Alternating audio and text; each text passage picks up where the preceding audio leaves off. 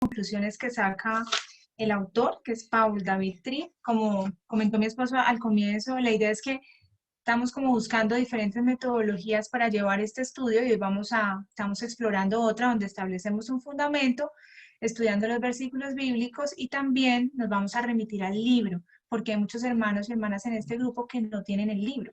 Entonces, por eso, que no se quede solo como en nuestro entendimiento, sino que también podamos citar específicamente qué dice el autor, ¿sí?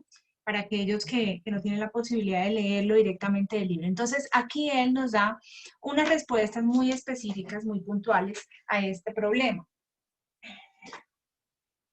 Perdón un segundo. ¿Esto qué le pasa? Bueno, se enredó. Frente a ese tema, yo quiero leerles dos puntos que están en el libro en la página 49. Bueno, primero que todo dice él, claramente que nuestros hijos tienen una gran necesidad de la ley de Dios. Eso es una realidad, ¿sí? Debido a que llegan al mundo como necios, sin saber lo que es verdadero y lo que es falso, lo que es bueno y lo que es malo, lo que es correcto, lo que es incorrecto. Ellos necesitan la gracia de la sabiduría que solo la ley de Dios puede dar, ¿sí? Sin embargo, también hay dos razones más que nos citan en el libro de por qué los niños necesitan la ley de Dios, ¿sí? La primera es la intención de proteger al hijo, al niño, de sí mismo, proteger a nuestros hijos de sí mismos. ¿Por qué? Pues porque todos venimos a este mundo como pecadores, es decir, bajo ese mismo argumento, los niños son un peligro para sí mismos. Si ellos desconocen la ley de Dios y desconocen la necesidad de conocer la ley de Dios, pues entonces ellos van a correr peligro. ¿Por qué? Porque van a tomar decisiones precisamente contrarias a la ley de Dios. Por eso necesitan la protección que la ley de Dios provee. Esa es la primera razón, ¿no? Y la segunda razón es porque la ley de Dios es buena porque les provee la gracia de la convicción. Y dice acá, tus hijos no tendrían idea de que son pecadores en necesidad de protección, sabiduría, perdón y rescate sin el estándar de la ley de Dios. Y habla de que es algo muy peligroso, no solamente, o sea, para cualquier ser humano, pero en este contexto para nuestros hijos, que ellos crezcan ciegos hacia esa realidad espiritual, hacia la profundidad de su necesidad espiritual. ¿Sí? ¿Por qué? Porque si el niño no se ve a sí mismo como pecador, como una persona incapaz de cumplir la ley de Dios por su propia cuenta y por sus propios medios, entonces se va a resistir a la sabiduría, la guía, la disciplina y la corrección de sus padres. Y más allá, pues se va a resistir a la necesidad de un Salvador, la necesidad de Jesucristo como el único que realmente puede obrar en sus vidas y en sus corazones y ayudarlos para que ellos puedan ser transformados y conformados de acuerdo al carácter de Cristo. Entonces, también en el libro nos habla de que aunque nosotros podemos saber esto y como padres lo sabemos, ¿sí? Sabemos que nuestros hijos necesitan conocer la ley de Dios, también cometemos el error de que nos volvemos o inconscientemente estamos buscando que la ley haga lo que solo la gracia puede hacer, dice en el libro, ¿no? Entonces nos convertimos en ¿qué? En dadores de la ley, oficiales de la ley, fiscales, jueces y carceleros. Es decir, solo nos enfocamos en dar un conjunto de reglas seguido de amenazas y castigos, que es lo que usualmente tendemos los padres, ¿no? A hacer. Entonces, nos invita Ted a reflexionar en algo. Si todo lo que tu hijo necesitara fuese el conocimiento y la imposición de las reglas, entonces la vida, muerte, resurrección de Jesús no habría sido necesaria. Escríbela aquí en la página 50. Jesús vino porque la ley era buena, pero definitivamente no suficiente para resolver el gran dilema humano del pecado. Entonces, el mayor peligro para tu hijo no es el mal que está fuera de él, Es el pecado que habita dentro de él. Es lo que más amenaza su bienestar. Bueno, entonces, en este sentido, la ley no puede crear el cambio permanente que nosotros anhelamos para la vida de nuestros hijos. La ley no tiene ese poder, no tiene esa capacidad, ¿verdad? La ley no puede rescatar, redimir y restaurar a nuestros hijos. Y eso es lo que ellos realmente necesitan. Por eso necesitamos más que la ley en nuestra, como dice la autora acá, en nuestra caja de herramientas como padres. O sea, como que echamos mano, ahora estamos en este problema con nuestro hijo, está necio, está desobediente, está irreflexivo, no quiere entender. ¿Qué echamos mano en nuestra caja de herramientas? La ley es más que la ley, ¿sí? Es algo que debemos echar mano, es algo más que la ley, ¿sí? No es solo la ley, porque eso no va a ser suficiente, bueno. Entonces, definitivamente no es solo la dependencia de la ley lo que nos aleja de hacer todo lo que debemos hacer como representantes de Dios en la vida de nuestros hijos. Recordemos el capítulo 1, somos embajadores, somos representantes de Dios en la vida de nuestros hijos. Sino el reemplazo de la ley, lo que provoca que hagamos muchas cosas que no deberíamos hacer. El reemplazo de la ley, o sea, queremos reemplazar la ley por aquellas cosas que nosotros mismos creamos para poderlos corregir, ¿no? En muchas otras cosas que usamos, como el enojo y castigo y este tipo de cosas que usualmente usamos como estrategias. Bueno, listo. Entonces, respecto a esa pregunta, puntualmente, esto es lo que el libro nos aporta para poder construir ese concepto claro que debemos tener sobre este punto. Bueno. Ya le pusiste. Ya lo voy a silenciar. Ya. Le pusiste. Ok, listo. Bueno, gracias. Sí, bastante claro esa parte del libro. Para los que no la tienen, es bastante interesante. Ahora vámonos al punto 3. Dice, ya pasamos el punto 2, que es un conjunto de reflexiones en torno a la palabra que nos ayudan a ir dándole fundamento al tema de por qué la ley y qué debe haber más allá de la ley en nuestro proceso de crianza. Entonces, el tercer punto nos dice, según Jeremías 17:9, ¿qué condición fundamental sufres tú y tu hijo que hace necesario un cambio más allá de la simple conducta? ¿Qué impacto debe tener esto en la crianza? Entonces, vámonos a Jeremías 17:9. Jeremías 17:9.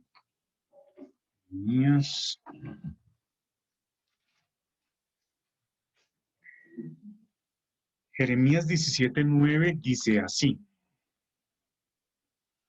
Engañoso es el corazón más que todas las cosas y perverso. ¿Quién lo conocerá? Luego responde Jehová, yo Jehová, que escudriño la mente, que pruebo el corazón, para dar a cada uno según su camino, según el fruto de sus obras. Entonces repito, el versículo 9, engañoso es el corazón más que todas las cosas, más que todas las cosas, es increíble eso, y perverso. ¿Quién lo conocerá? El único que lo conoce a fondo y puede sondear sobre el corazón humano es Dios. Entonces, nos hacen la pregunta, ¿qué condición fundamental sufres tú y tu hijo que hace necesario un cambio más allá de la simple conducta? Fíjense la condición fundamental que tenemos nosotros como padres y también nuestros hijos. Y en ese aspecto y desde esa perspectiva somos exactamente iguales, tanto nuestros hijos como nosotros como padres. Y es que ambos, tanto ellos como nosotros, tenemos un corazón engañoso, es decir, un corazón de pecado, un corazón pecaminoso. Sí, el corazón del hombre, el alma del hombre está caída, está en pecado. Entonces, eso le aplica tanto al padre como al hijo. Y eso nos debe poner en una perspectiva correcta de muchas creencias y muchas cosas que tenemos metidos en la cabeza, ¿sí? Y si bien la autoridad de Dios sobre nuestra familia pasa también por la autoridad de los padres y ejerce un gobierno sobre los hijos, ¿sí? Eso es un principio bíblico y es así.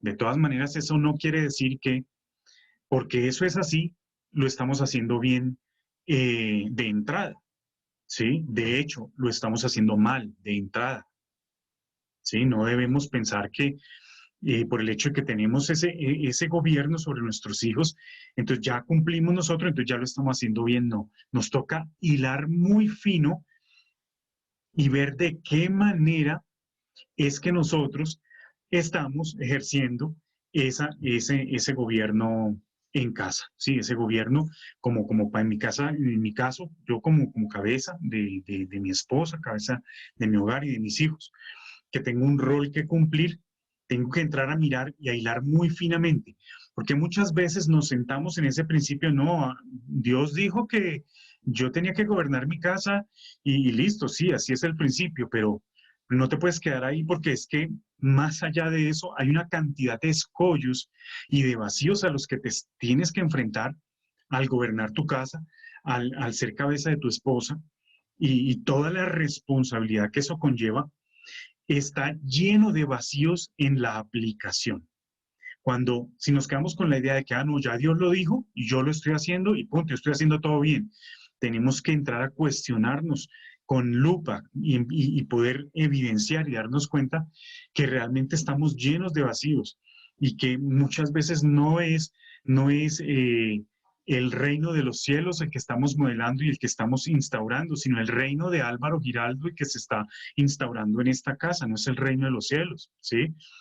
Pero yo en mi inconsciencia creo y juro, y a cualquiera voy y le juro y le pongo la mano, que yo estoy cumpliendo las cosas que el Señor me mandó a hacer, como rol bíblico, no sé qué, y no es así. Sí, no es así, porque nosotros no somos perfectos y somos pecadores como nuestros hijos.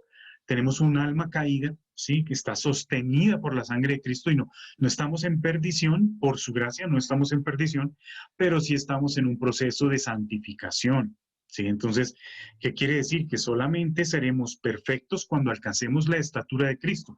Y todos sabemos que esa estatura de Cristo solo se alcanzará el día de la glorificación de nuestra resurrección.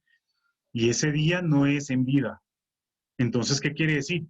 Que mientras vivamos, siempre estamos en deuda, siempre estamos pensando en forma pecaminosa. Tal vez ya no como hace 5 años, pero no como dentro de 10, dentro de 5 años, ¿sí? Si estamos en un camino de santificación, hoy somos mucho más pecadores de lo que seremos en 10 años, ¿sí? Posiblemente, si estamos caminando en el Señor y por la gracia del Señor. Pero siempre estaremos en deuda. No habrá un día en que digamos, no, yo hoy lo hice perfecto como papá. Nadie me puede decir que no. Siempre habrá algo. Por eso tenemos que ser sostenidos por otra cosa y no sostenidos por la ley. En este caso, no sostenidos, no lleno de palabra y pensando que estamos haciendo todo según los mandamientos de Cristo en las cartas paulinas, dadas en las cartas paulinas, dadas también en el mandamiento de la ley, en el Antiguo Testamento, y basarnos en eso y creer que estamos haciendo las cosas bien. No, tenemos que aprender a cuestionar eso y eso es clave para que podamos también, en cierta forma, solidarizarnos con nuestros hijos y entender que ellos como pecadores necesitan del amor, la misericordia que Dios nos ha dado a nosotros, porque ninguno de los que estamos aquí podemos decir que llegamos aquí a los pies del Señor porque nos cogió y nos zarandeó y nos empujó y nos puso contra el barro y nos obligó y nos dijo, usted tiene que ser salvo y acepta y acepta. No, fue por amor y todos somos testigos de eso. Miramos para atrás y decimos, ¿cómo pudo Dios sacarme de donde me sacó? Si yo no era nada, si yo no era nadie, yo no merecía nada, pero Él en su amor, eso es lo que llamamos gracia, Él en su amor y su misericordia me ha sacado de ese lodo, me ha sacado de ese hueco, me sacó de ese antro, me sacó de ese lugar de allí para llevarme a pastos frescos y verdes y darme a comer de su palabra y hacer de mí otra persona. Entonces, no podemos olvidar eso cuando estamos frente a nuestros hijos. Que lo olvidamos. ¿Por qué? Porque estamos muy comprometidos en la instauración de no del reino de los cielos, sino del reino de, en mi caso, Álvaro Giraldo. ¿Sí? Pues es, por decirlo así, de una manera analógica. ¿Sí? Cada cual allá en sus casas lo puede mirar. A veces son el reinado de la mamá. ¿Sí? Pues el reinado, a veces el papá no cumple sus funciones o no se hace al margen, no deja que la esposa sea la que haga todo lo espiritual y todo, lo cual no es bíblico tampoco, pero sucede en muchas casas de hermanos, sucede, ¿sí? Entonces, lo cual pues tampoco está bien. Entonces se instaura el reino de la mamá, ¿sí? En ese caso.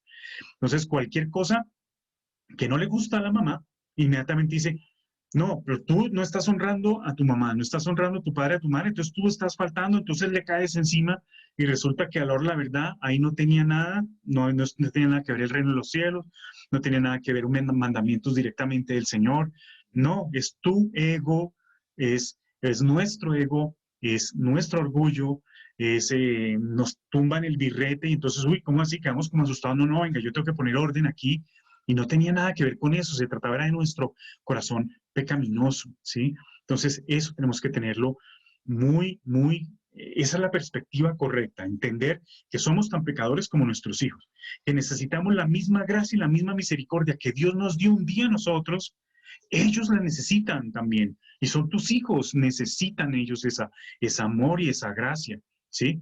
Y también salirte de la idea de que tú estás haciendo las cosas bien, las estás haciendo conforme a la palabra siempre, no, porque en la aplicación hay un trecho muy grande y en esa aplicación se te mete tu carne y se te mete tu alma caída y empieza a torcer las cosas para imponer tu reinado de tu comodidad de lo que tú quieres. Y ahí es cuando empieza a fallar la educación y empieza a fallar la formación de nuestros hijos. Bueno, entonces, listo. Mi esposa me dice que tiene otra cosa aquí que citarles del libro, ya le voy a...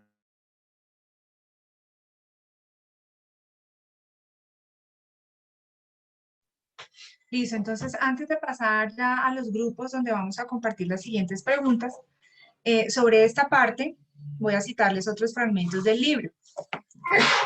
Listo, entonces por ejemplo en la página 51 tenemos una parte importante cuando estábamos ahorita reflexionando en Jeremías 17:9. Dice que engañoso es el corazón más que todas las cosas y perverso, ¿no? Y esto hace referencia puntualmente al pecado. Porque en el pecado se alberga es en el corazón, ¿no? Entonces en la página 51 dice, es el pecado el que hace que tus hijos se resistan a tu guía y tu autoridad. Es el pecado el que causa que los niños estén constantemente en conflicto, ¿verdad? Es el pecado el que causa que nuestros hijos sean materialistas, exigentes, quejumbrosos. Es el pecado el que provoca que nuestros hijos actúen como si fueran el centro del universo, que la vida debiera proveerles todo lo que quieran. Es el pecado el que causa que tus hijos digan cosas hirientes a sus padres, hermanos y compañeros. Y es el pecado el que hace que la crianza sea difícil, demandante y agotadora. La ley no tiene habilidad para librar a tus hijos de este caos. Y es el mismo caos con el que tú debes lidiar cada día como padre.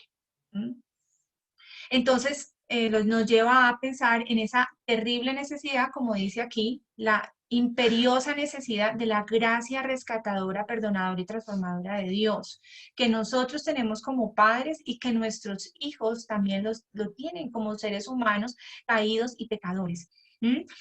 También dice, como padres necesitamos ser rescatados de la adicción a la ley, de nuestra comodidad, placer, éxito y control. Esto me causó mucha impresión porque tal vez nunca me había concebido como una adicta a la ley en la crianza de mis hijos, ¿cierto? Y yo creo que así es como nos vemos como adictos a la ley porque siempre estamos precisamente juzgando a nuestros hijos bajo el rasero de la ley y poniendo castigos y consecuencias todo el tiempo, ¿no? Pero con base en la necesidad de nuestra comodidad, éxito y control. Dice aquí, no es el pecado de nuestros hijos lo que estorba la buena crianza de los hijos. Es nuestra tendencia a hacer que la paternidad gire en torno a nuestro pequeño reino de deseos y necesidades. y nuestra tendencia a querer que nuestros hijos sirvan a los propósitos de nuestro reino en lugar de sujetarnos a los propósitos del reino de Dios. Es otro punto que quería compartir y que nos quedemos pensando en esto. Aquí en la página 54, por ejemplo, dice, ¿qué quieres para tus hijos? ¿Solo quieres que obedezcan? ¿Quieres solo ser capaz de controlar sus comportamientos hasta que ya no estén bajo tu cuidado? De repente preguntémonos, ¿eso es lo que queremos? ¿Que se porten bien mientras están bajo nuestro cuidado y que ya después cuando se vayan hagan lo que quieran? A veces pensamos así, porque mientras estén bajo nuestro cuidado, de alguna forma nos sentimos implicados en lo que ellos hagan, que nos avergüencen, que nos hagan quedar mal, que no sean de testimonio. Entonces, es como centrado en nosotros mismos, ¿verdad? O deseas mucho más. Quieres que tus hijos vivan cada día como Dios desea, cuyos corazones sean gobernados por la alabanza a Él y que alegremente vivan dentro de sus límites. Y dice acá el autor, tú sabes en lo profundo de tu corazón que no puedes producir esa clase de hijos por ti mismo. No lo podemos hacer, ¿no? Y aquí viene el punto final, y es que necesitamos modelar el evangelio de la gracia de Dios en nuestros hijos. Y de las preguntas que vamos a contestar ahorita en la guía, tienen que ver con esto. ¿Cómo podemos modelar el evangelio de la gracia de Dios en nuestros hijos? Y es lo que vamos a seguir viendo en el resto de capítulos.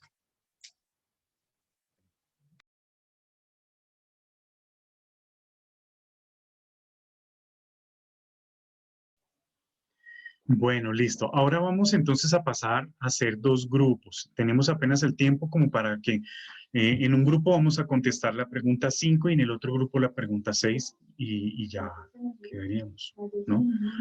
Son las 7:10. Entonces, tenemos 10. Álvaro, ¿puedo hacerte una pregunta? ¿Aló, Álvaro? Bueno. Listo, entonces vamos a armar los grupos. Un grupo, somos 9 en este momento, entonces un grupo quedará de 5 y otro quedará de 4. ¿Listo? Álvaro, ¿aló, entonces, me escuchas? listo. Y al final nos volvemos a juntar y socializamos. Entonces vamos a crear los grupos. Tan pronto yo cree los grupos, les va a salir una invitación, un cuadrito, una invitación que les sale allí. Ustedes le dan a aceptar y él inmediatamente eso lo hace todo automáticamente. Si quieres habla, Ana, si quieres abrir el micrófono, ¿Aló, nos me puedes escuchas? preguntar. ¿Aló? ¿Aló, me escuchas? No te oigo. Yo te escucho, Ay, ¿Aló? Creo que me falla también el audio. ya, sí, ahora sí, ya. ¿Me escuchas? Sí. Álvaro, es que en el punto 2, al final, hay una pregunta que quedó sin tocar y me parece que es muy importante porque tiene que ver con algo muy práctico que creo que todos nos enfrentamos a ella. Dice, en grupo compartan sugerencias de cómo se pueden utilizar reglas y límites para cumplir la misma función que Dios tenía cuando dio la ley. Esta pregunta no la abordamos en el audio. Sí. Bueno, en el audio. Yo pienso que podríamos hacerlo ahorita en los grupos. Sí, por favor, para tenerlo en Entonces cuenta también. tratémosla en los grupos, en los dos grupos, ¿listo? Vamos a tratarla, pero entonces yo pienso que ahí nos toca de pronto reemplazar por una de las preguntas, porque no sé si por el tiempo nos dé. Entonces, bueno, listo. Entonces vamos a abrir aquí los grupos.